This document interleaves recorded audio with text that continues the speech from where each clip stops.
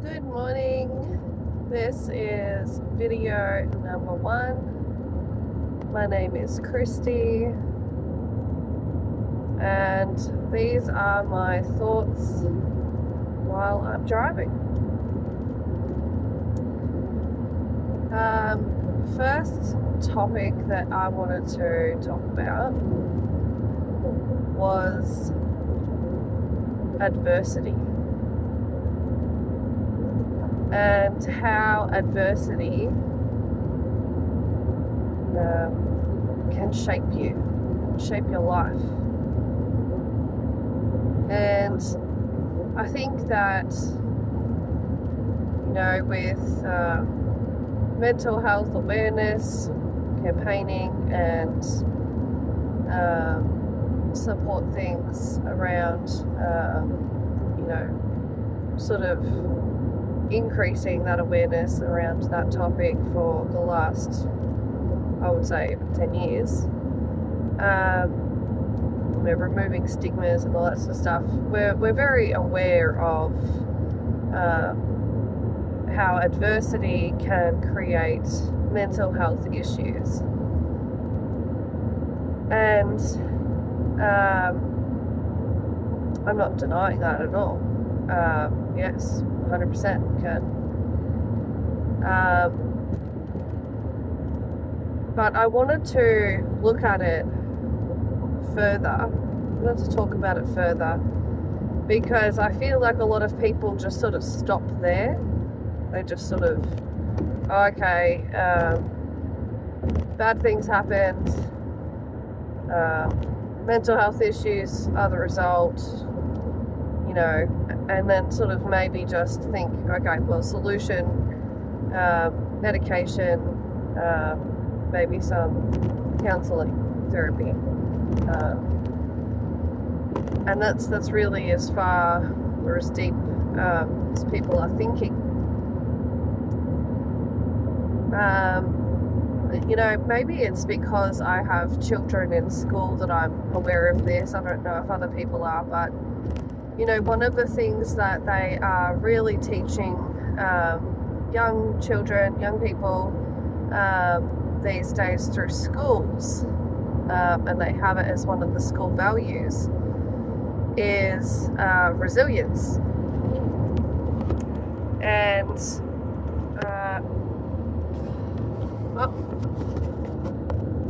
resilience.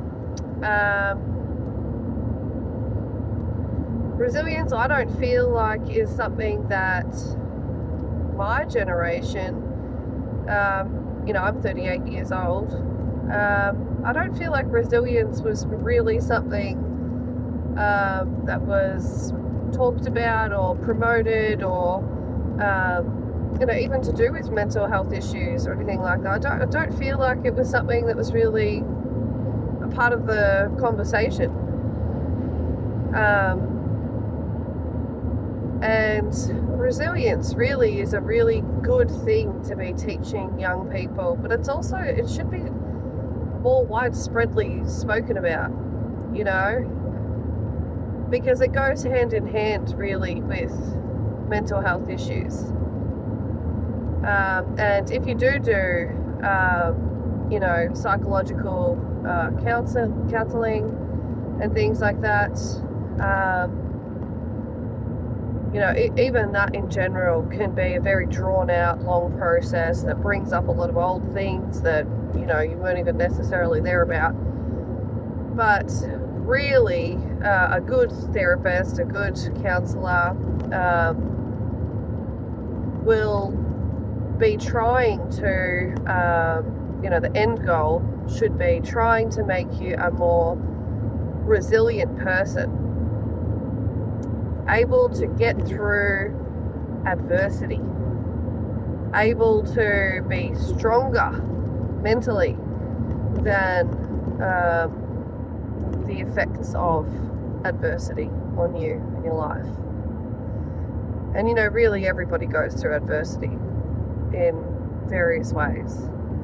I don't think that there is necessarily anyone walking around who is not affected by anything. It could be as simple as, obviously people think straight away, okay, socio-economic adversity, right? If you grow up in a home that struggles financially, you have adversity in your childhood. You don't have the same opportunities as other people, other children. You don't get to go on holidays to Disneyland. You don't get to maybe even go on a holiday at all anywhere. You might struggle to have the things you need for school. And your family might be even embarrassed to ask for help from the school. It could be to do with that. It could be to do with even as an adult, where you sit financially in comparison to other people, what you have in comparison to other people as a result. You can not be able to afford private health insurance. You can not be able to afford dental. You can be barely making ends meet financially. Or it could be something like, you're in love, you pop out a few children to the person that you love, and then they have an affair on you with your best friend. And you go through all of that betrayal and pain. And you find yourself a single parent raising, children by yourself. That's not what you saw for yourself. That's not what you had planned. That wasn't part of your equation. And it's a lot tougher. Adversity comes in lots of different ways. It could be your health. It could be a disability. It could be where you live, and how isolated you are.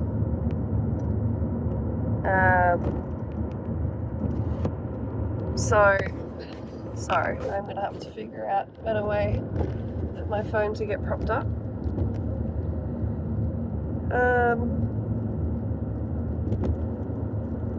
Anyway, okay.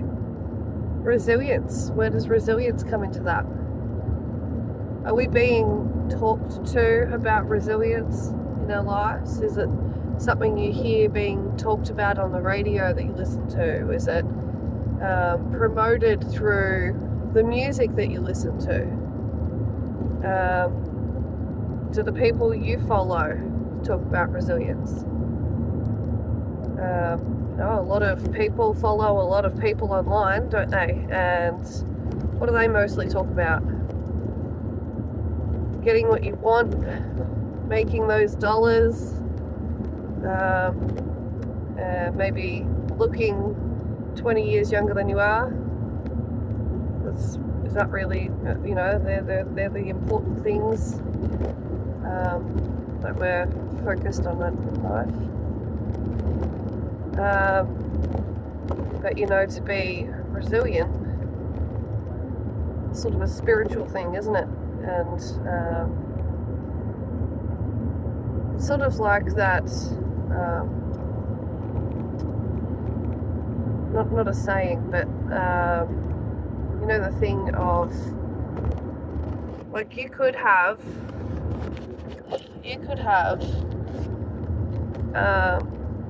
lost your job today, or you could have somebody reverse their car into your car in a car park, or something along those sort of lines, and it could still turn out to be a really good day for you. How is that, right? How? Well,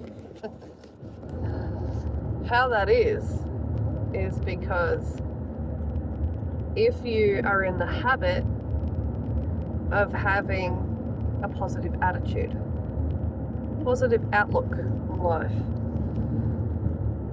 and that's resilience.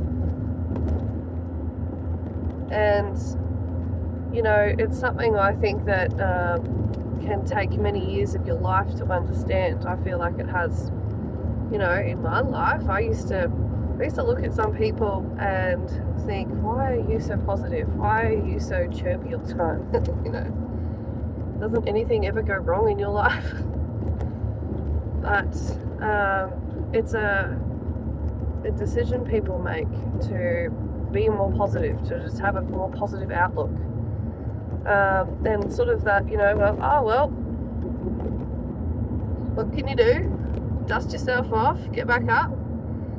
You know, it's not really, now it's more like, I guess it's still sympathetic, but, you know, now it's more of a thing of, oh, you're going through, you know, hard times. Oh, it's terrible. Oh, that's terrible. Reaffirming,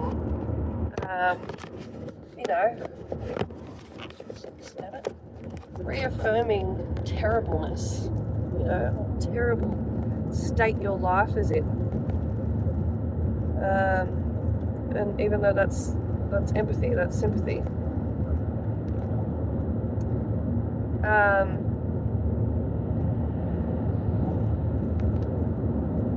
But it should sort of be like when you fall off a horse in life, you know? It should be, okay, get up, dust yourself off, get back on the horse. You know? It should be about resilience. It should be about finding your blessings in any old situation. Sometimes it's a situation that lasts years too. And sometimes it's a fast, immediate situation, you know? But either way, I think that more people should be reminded or encouraged or talked to about their mindset, having a positive mindset, having a resilient mindset, not letting adversity, not letting crappy things shape your day, shape your outlook on life, even shape your life. A lot of people make very big and important decisions based on some crappy things that happen in their life. You know, I think even with youth and crime these days, you know, which is apparently really on the increase, you know, and even where I live, which is, you know, regional country-ish, it's even like a thing here, which is kind of surprising to me. But I feel like it's because these kids are growing up in homes maybe that are financially experiencing troubles. And we all know as well that when people experience work troubles, relationship troubles, financial troubles, that they you know, can turn to alcohol, can turn to drugs, can neglect their children, can be violent, you know, or abusive in other ways, and that has a huge effect on the child and the child's behaviour, the child's outlook about their own personal life and about the world. And what are those kids going to turn to? What are they going to do to make themselves feel better? They're going to get into drugs themselves, alcohol. They're going to hang out with the wrong crowd, where they will be encouraged to do more and more bad things, make more and more bad choices. Then they get picked up by the police and they end up in the legal system, and then they're just angry at the circumstances of their lives. You know, they feel like their anger is very justifiable as well. You know, they think, well, my life has been terrible. My life has been crap. nothing good has ever happened for me. So what have they got to feel good about? What have they got to sort of give them hope for themselves and for their future? And maybe these kids as well aren't trained in any kind of resilient thinking, any kind of resilient mindset. So, you know, they end up with mental health issues. They end up with drug and alcohol problems. They end up with criminal records and in the system. But that's just, you know, that's one part of it. You know, another huge part of it is what happens to every other person on earth? What happens to every other day people? Not just the youth. You know, people are walking around every day of their lives, well, just all over the place. Everyone's walking around, you know, kicking the dirt, kicking the ground, you know, feeling really sorry for themselves.